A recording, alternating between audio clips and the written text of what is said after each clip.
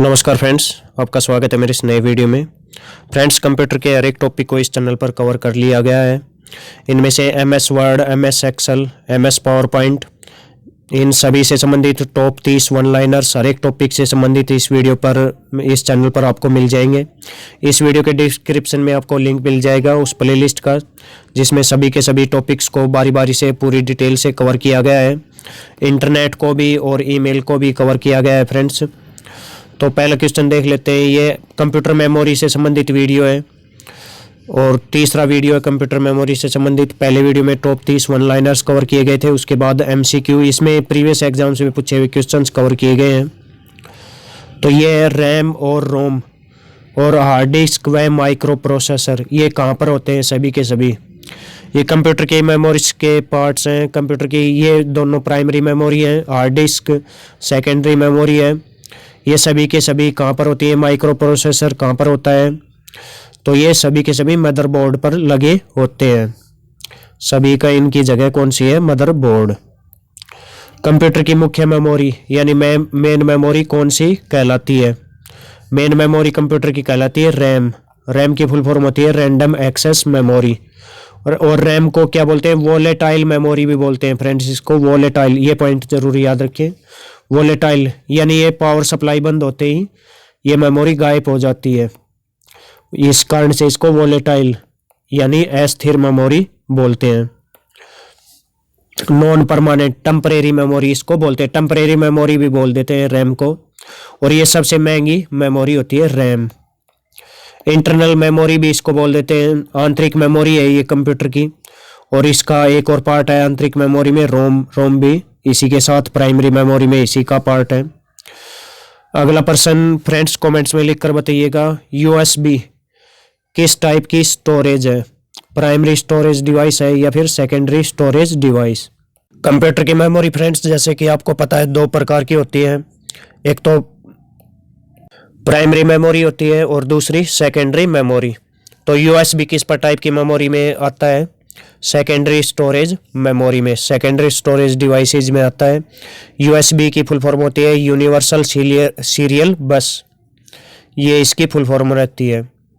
Secondary memory के अंतर्गत ये आता है। पेन ड्राइव भी USB का एक पार्ट है, पेन ड्राइव इसी के अंतर्गत आता है। ये बाहर से लगाया जाता है कंप्यूटर में, पहले से बना हुआ नहीं होता है। तो फ्रेंड्स, प्राइमरी स्टोरेज डिवाइस और सेकेंडरी स्टोरेज डिवाइस में बेसिक डिफरेंस यही है कि प्राइमरी स्टोरेज डिवाइस जैसे कंप्यूटर बनाया जाता है उसी टाइम उसमें स्थापित कर दिए जाते हैं। इनमें आते हैं रैम, रोम, कैश और रजिस्टर्स। कैश मेमोरी भी इसी के अंतर्गत आती है, रजिस्टर्स भी, रोम भी इसी के अंतर्गत आती है। और सेकेंडरी स्टोरेज डिवाइस वो होते हैं जो बाहर से कंप्यूटर में बाद में डाले जाते हैं, जैसे हार्ड डिस्क हो गया, फ्लॉपी डिस्क हो गया, CD हो गया, DVD हो गया। ये सभी के सभी secondary storage device. Pen drive भी इसी के अंतर्गत आता है। तो ऑप्शन बी इसका करेक्ट है। किस ऑप्टिकल स्टोरेज को हम बार बार प्रयोग कर सकते हैं? तो कौन सा ऑप्शन सही रहेगा? CDRW है, CD है या फिर DVD है? किस ऑप्टिकल स्टोरेज डिवाइसेज के उदाहरण है ये सभी के सभी? तो इनमें से कौन सा बार बार प्रयोग किया जा सकता है? फ्रेंड्स, यहाँ पर बार बार प्रयोग करने से मतलब ये है कि हम इसमें बदलाव कर सकते हैं, बार बार बदलाव कर सकते हैं। इसमें पहले की मेमोरी को चेंज करके दूसरी मेमोरी डाल सकते हैं। तो ये है CDRW। CDRW की फुल फॉर्म होती है कॉम्पैक्ट डिस्क रीराइटेबल, यानी दोबारा इसमें लिखा जा सकता है। रीराइटेबल का मतलब दोबारा इसमें बदलाव किया जा सकता है, इस प्रकार की होती है ये। कंप्यूटर में स्थायी निर्देश यानी परमानेंट इंस्ट्रक्शंस किस मेमोरी में होते हैं? कौन सी मेमोरी में स्थायी निर्देश रहते हैं कंप्यूटर में की मेमोरी में? SRAM, DRAM, SDRAM या फिर रोम? ये चार ऑप्शन हैं आपके लिए। तो कंप्यूटर के स्थायी निर्देश किस मेमोरी के अंतर्गत आते हैं? रोम के अंतर्गत। रोम की फुल फॉर्म होती है रीड ओनली मेमोरी। ये भी जो है नॉन वोलेटाइल मेमोरी कहलाती है, ये नॉन वोलेटाइल, इसको दूसरा क्या नाम? और परमानेंट मेमोरी इसका नाम देते हैं, नॉन वोलेटाइल, परमानेंट, ये इसको बोलते हैं। और प्राइमरी मेमोरी के अंतर्गत ये आता है, रैम के साथ ही प्राइमरी मेमोरी में आता है, लेकिन रैम से बहुत ज़्यादा डिफरेंट रहता है। और कंप्यूटर में स्थायी निर्देश यानी जो निर्माण के समय इसमें स्थापित कर दिए जाते हैं और ये किस काम आते हैं? जब बूटिंग की प्रोसेसिंग होती है, बूटिंग की प्रोसेसिंग यानी कंप्यूटर जब स्टार्ट हो रहा होता है तो वो प्रोसेसिंग के निर्देश किस में रहते हैं, रोम में ही रहते हैं। कंप्यूटर मेमोरी की सबसे बड़ी यूनिट कौन सी है? कंप्यूटर मेमोरी की सबसे बड़ी यूनिट बतानी है आपको, बिट है, जियोबाइट है या फिर हेक्साबाइट है। सबसे छोटी यूनिट होती है कंप्यूटर मेमोरी की, बिट होती है। बिट को एक और क्या बोलते हैं, बाइनरी डिजिट भी इसको बोल देते हैं। बाइनरी डिजिट यानी 0 और 1, ये भी इसको बोल देते हैं। जियोबाइट इसका सही आंसर रहेगा ऑप्शन बी। सबसे बड़ी यूनिट है कंप्यूटर मेमोरी की जियोबाइट। जियोबाइट को आप याद रख सकते हो जियो फोन से। जियो ने किस तरह से कंप्यूटर मेमोरी की दुनिया में, कंप्यूटर इंटरनेट की दुनिया में तबाही मचा दी थी जियो कंपनी ने, उसी तरह जियोबाइट, जियो इसको याद रख सकते हो, जियो आता है इसके नाम में भी। ऑप्शन बी इसका करेक्ट है।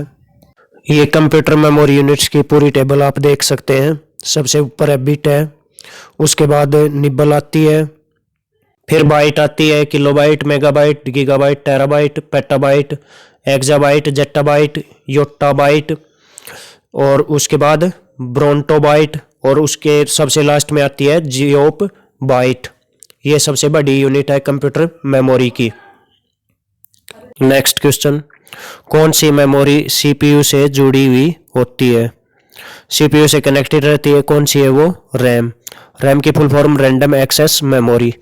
इसको primary memory, main memory, internal memory ये नाम भी इसको देते हैं। और टेम्परेरी मेमोरी, टेम्परेरी मेमोरी भी इसको नाम देते हैं। लेकिन जो आपको याद रखना है वो नाम है वोलेटाइल मेमोरी। यानी ये पावर कट होते ही, पावर ऑफ होते ही ये मेमोरी आपको नहीं मिलेगी, ये मेमोरी भी डिलीट हो जाती है पावर ऑफ होते ही। रैम इसका नाम है, सीपीयू से जुड़ी हुई होती है ये। इसका आंसर आपको कमेंट्स में करना है। कैश मेमोरी बनी होती है, पहले पूछ चुका हूँ आपसे, एस रैम की, डी रैम की या फिर एस डी रैम की। और आपसे ये पूछ ली जाए कि रैम के तीनों पार्ट्स हैं, 3 प्रकार की मेमोरी होती है रैम की, रैंडम एक्सेस मेमोरी की, एस रैम, डी रैम और एस डी रैम। इनमें सबसे फास्ट कौन सी होती है? कौन सी मेमोरी इनमें सबसे फास्ट होती है? कमेंट्स में लिखिए। तो कैश मेमोरी बनी होती है एस रैम से। एस रैम की फुल फॉर्म स्टैटिक रैम। और इसी कारण से एस रैम सबसे तेज होती है तीनों मेमोरीज में। स्टैटिक रैम जो है वो सबसे फास्ट होती है। सबसे फास्ट क्यों होती है? क्योंकि कैश मेमोरी भी सबसे फास्ट मेमोरी रहती है। रजिस्टर्स के बाद सबसे फास्ट मेमोरी कौन सी होती है? Cache memory. इसी कारण से ये एस रैम से बनी होती है, तो एस रैम भी फास्ट ही होगी, तो स्टैटिक रैम भी सबसे फास्ट मेमोरी रहती है।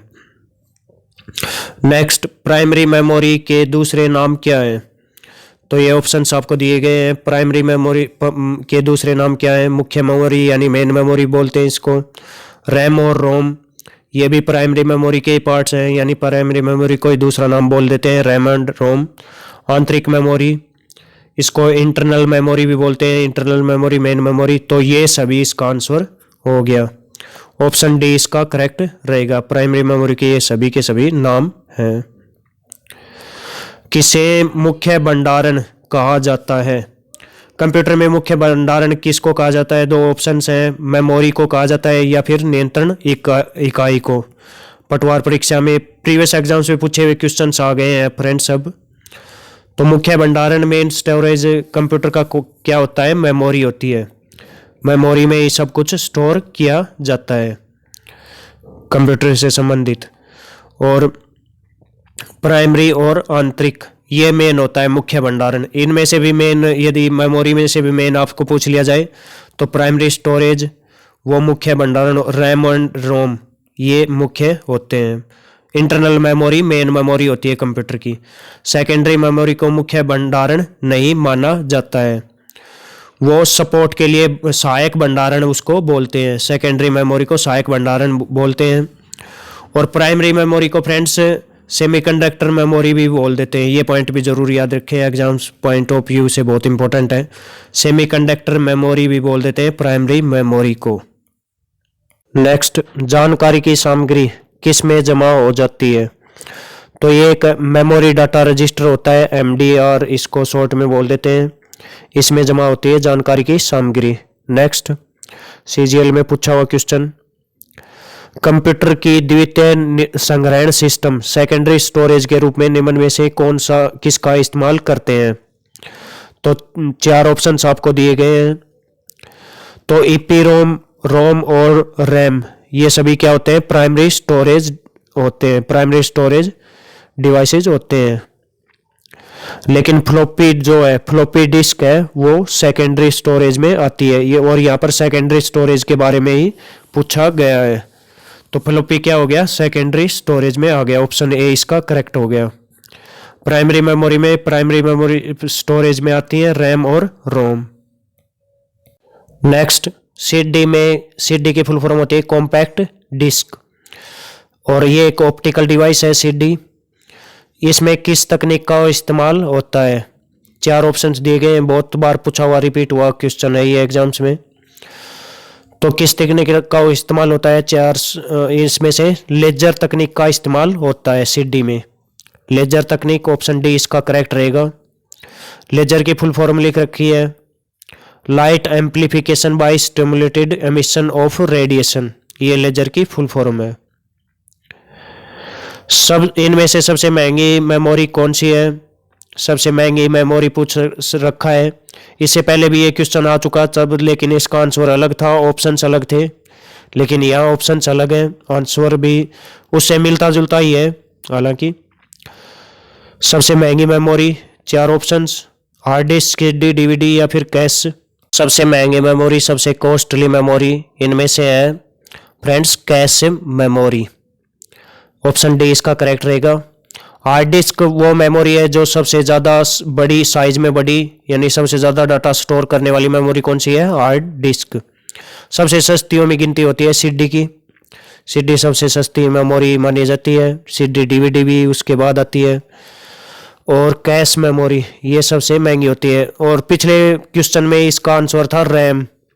रैम जो है सबसे महंगी मेमोरी है।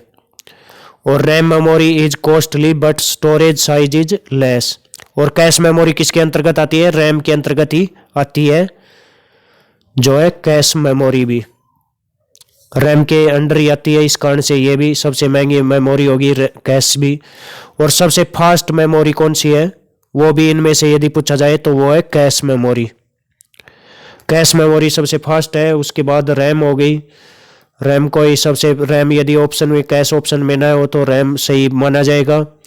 और यदि इससे इनके अलावा एक रजिस्टर्स का ऑप्शन यदि हो, इन ऑप्शंस में सबसे फास्ट मेमोरी पूछ लिया जाए तो रजिस्टर्स ये मेमोरी सबसे फास्ट मेमोरी होगी।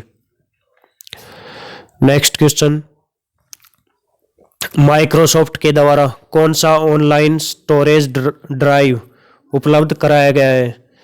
माइक्रोसॉफ्ट ने जो ऑनलाइन स्टोरेज ड्राइव उपलब्ध कराया है उसका नाम बताना है कमेंट्स में लिखकर। गूगल ड्राइव है, आई क्लाउड है, एम ड्राइव है या फिर वन ड्राइव है। जो माइक्रोसॉफ्ट कंपनी ने उपलब्ध कराया है उसका नाम। तो प्रत्येक का लिखा भी हुआ है। गूगल ड्राइव गूगल ने उपलब्ध कराया है, आई क्लाउड एप्पल ने, एम ड्राइव जियोमी ने, और वन ड्राइव ये है माइक्रोसॉफ्ट कंपनी ने उपलब्ध कराया है स्टोरेज के लिए। Online storage drive, cloud storage drive है ये one drive bye Microsoft. Next है सेकेंडरी स्टोरेज डिवाइसेज के उदाहरण क्या क्या हैं?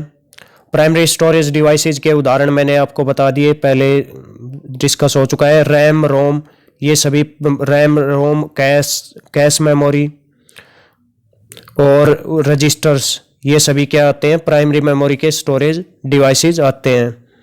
लेकिन जो सेकेंडरी मेमोरी के स्टोरेज के device pen drive, magnetic tape, laser disc, hard disk, CD और डीवीडी ये सेकेंडरी स्टोरेज डिवाइसेज है जो बाहर से कंप्यूटर में डाले जाते हैं और कंप्यूटर में पहले से बने होते हैं। वो प्राइमरी स्टोरेज के डिवाइसेज होते हैं जो रैम हो गया, रोम हो गया और कैश मेमोरी हो गया, रजिस्टर्स हो गया, ये सभी के सभी। नेक्स्ट, किस मेमोरी को सेमीकंडक्टर मेमोरी भी कहते हैं? बहुत इंपॉर्टेंट पॉइंट। प्राइमरी मेमोरी को सेमीकंडक्टर मेमोरी भी कहते हैं और मेनली सेमीकंडक्टर मेमोरी कौन सा कहलाता है? रैम। रैम को सेमीकंडक्टर मेमोरी भी बोला जाता है। नेक्स्ट, ऑक्सिलरी स्टोरेज यानी सहायक भंडारण किसको बोलते हैं? इसका हिंदी में मतलब होता है सहायक भंडारण, ऑक्सिलरी स्टोरेज। सेकेंडरी मेमोरी, इसको सहायक भंडारण भी बोलते हैं। सहायक भंडारण एक तो पहले से मौजूद होता है जो प्राइमरी मेमोरी होती है, प्राइमरी मेमोरी सेमीकंडक्टर मेमोरी जो पहले से उपलब्ध होता है, और सहायक भंडारण के रूप में सेकेंडरी मेमोरी का यूज किया जाता है। नेक्स्ट क्वेश्चन, पैराबैंगनी किरणों की सहायता से किस रोम में को बदल सकते हैं? तो पहले बता चुका हूं मैं आपको। अल्ट्रावायलेट रेज की सहायता से किस रोम में बदलाव किया जा सकता है? रीड ओनली मेमोरी में बदलाव किया जा सकता है। तो 3 प्रकार के होते हैं रोम। एक होती है पी रोम, एक ईपी रोम होती है, और एक डबल ईपी रोम होती है। 3 प्रकार की रोम होती है। रैम भी 3 प्रकार की, एस रैम, डी रैम और एस डी रैम। इसी प्रकार रोम भी 3 प्रकार होते हैं। इनमें से किस रोम में अल्ट्रावायलेट पैराबैंगनी किरणों की सहायता से बदलाव किया जा सकता है? तो ये जो पी रोम है इसमें तो बिल्कुल भी किसी की भी सहायता से, चाहे विद्युत तरंग हो, इलेक्ट्रिसिटी हो, किसी की भी सहायता से बदलाव नहीं किया जा सकता। तो पी रोम तो गलत हो गया, पैराबैंगनी किरणों की सहायता से नहीं बदलाव किया जा सकता। लेकिन ईपी रोम इसमें किया जा सकता है, तो इसका ऑप्शन बी करेक्ट रहेगा। ईपी रोम का फुल फॉर्म है erasable programmable read only memory. PROM का प्रोग्रामेबल रीड ओनली मेमोरी इसका फुल फॉर्म है। तो इसमें अल्ट्रावायलेट यूवी रेज की सहायता से बदलाव किया जा सकता है। और जो डबल ईपी रोम है उसकी फुल फॉर्म है electrically erasable programmable read only memory. तो इसमें विद्युत तरंगों की सहायता से बदलाव किया जा सकता है, और यूवी रेज की सहायता से ईपी रोम में बदलाव किया जा सकता है। नेक्स्ट क्वेश्चन देख लेते हैं। विद्युत तरंगों की सहायता से किस रोम को बदला जा सकता है? कौन सी रोम है जिसको विद्युत तरंगों की सहायता से बदला जा सकता है? पहले बता चुका हूं, डबल ईपी रोम को विद्युत तरंगों की सहायता से बदला जा सकता है। इसकी फुल फॉर्म है electrically erasable programmable read only memory. ये इसकी फुल फॉर्म है। नेक्स्ट, इनमें से कौन सा ईपी रोम का उदाहरण है? एसएससी एग्जाम्स में पूछा हुआ है। 3 ऑप्शंस दिए गए हैं, कमेंट्स में लिखकर बताना। फ्रेंड्स आपको लिखकर बताना है कि हाफ बाइट किसका दूसरा नाम है। हाफ बाइट कौन सी मेमोरी यूनिट को हाफ बाइट भी बोल देते हैं, यानी बाइट का आधा होती है ये, हाफ बाइट भी इसका निकनेम बोल देते हैं। और फ्रेंड्स आप प्लेलिस्ट पूरी जरूर देखें। इसी तरह से वीडियोज उपलब्ध कराए गए हैं। सभी टॉपिक्स को पूरी डिटेल से इस चैनल पर कवर किया गया है। प्रीवियस एग्जाम्स के क्वेश्चंस भी शामिल किए गए हैं। तो फ्रेंड्स आपका बहुत बहुत धन्यवाद।